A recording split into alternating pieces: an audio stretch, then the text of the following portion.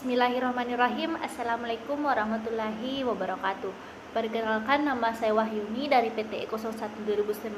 Pada kesempatan kali ini saya akan mempresentasikan hasil kerja saya, yaitu mengenai rangkuman bab 2 tugas 2 untuk psikologi pendidikan, di mana materinya mengenai mengenal perkembangan peserta didik sebagai sumber belajar. Baik, langsung saja. Yang pertama itu peserta didik sebagai sumber belajar. Pendidikan adalah usaha sadar untuk menyiapkan peserta didik melalui kegiatan pembimbingan, pengajaran, atau latihan bagi perannya di masa yang akan datang. Selain itu, pendidikan nasional bertujuan untuk mencerdaskan bangsa dan mengembangkan manusia Indonesia dan seutuhnya, yaitu manusia yang beriman kepada Tuhan Yang Maha Esa, berbudi pekerti luhur, memiliki kemampuan dan keterampilan, kesehatan jasmani dan rohani, kepribadian yang mantap, serta mandiri dan rasa tanggung jawab kemasyarakatan dan kebangsaan. Pertumbuhan dan perkembangan merupakan dua istilah yang senantiasa digunakan secara bergantian, sekalipun keduanya dapat dibedakan untuk maksud lebih memperjelas penggunaannya, namun saling berhubungan satu dengan lainnya, tidak bisa dipisah-pisah. Pertumbuhan adalah perubahan secara fisiologis sebagai hasil dari proses pematangan fungsi-fungsi fisik yang berlangsung secara normal pada anak yang sehat pada waktu yang normal.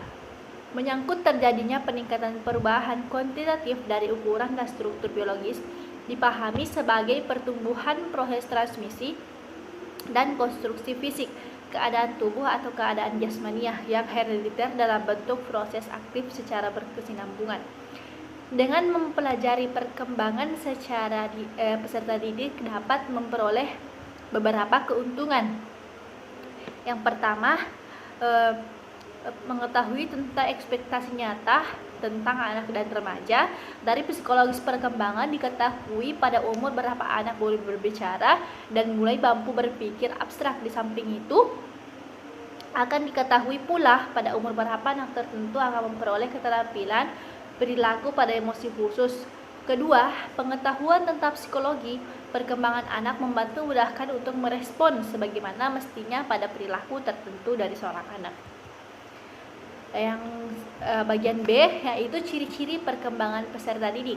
Untuk memahami tentang ciri-ciri perkembangan peserta didik, dimulai dengan pemahaman tentang peserta didik atau anak. Anak adalah makhluk hidup atau organisme yang utuh yang merupakan suatu kesatuan dari seluruh aspek fisik dan psikis yang terdapat dalam diri anak. Memandang konsep anak sebagai suatu totalitas, dari pendapat di atas dapat disimpulkan bahwa adanya keterjalinan yang kuat antara satu aspek dengan aspek yang lainnya. Maka sebagai pendidik harus dapat memahami dengan baik. Oleh sebab itu, baik guru ataupun orang tua hendaklah bijaksana dalam menghadapi anak.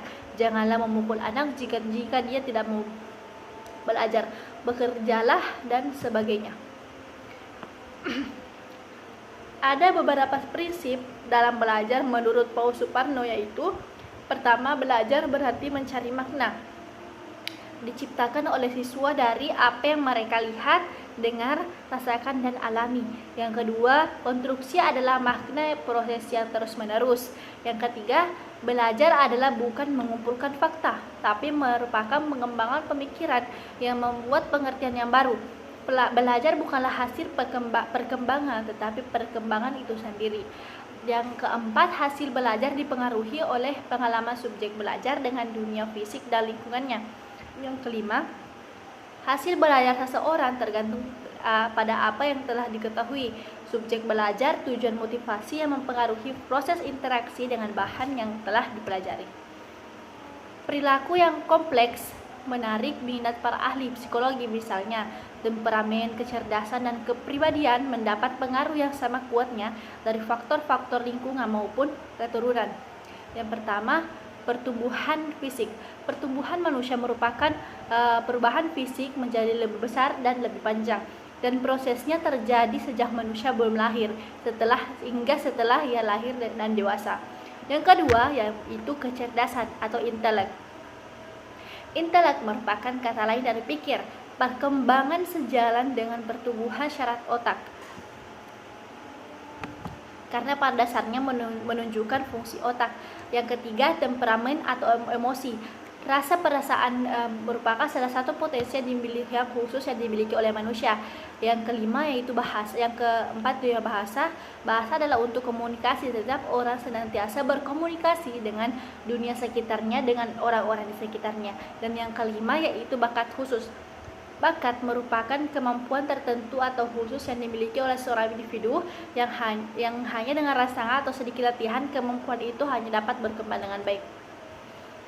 Sikap dan moral. Sikap, nilai, dan moral adalah bagian dari ketiga ranah pembelajaran, yaitu penguasaan pengetahuan atau kognitif, penguasaan nilai dan sikap, dan penguasaan psikomotorik. Yang ketujuh, interaksi keturunan dan lingkungan dalam perkembangan.